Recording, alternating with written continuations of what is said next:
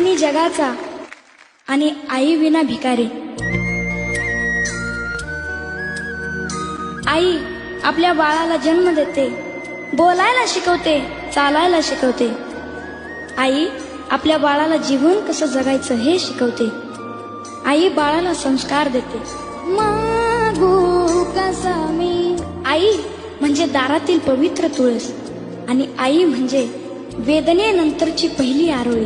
अन मागू पुन्हा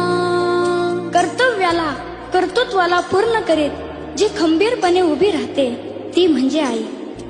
आपल्या बाळाच्या मुखात जाणारा घास पाहून जिची भूक नाहीशी होते ती म्हणजे आई.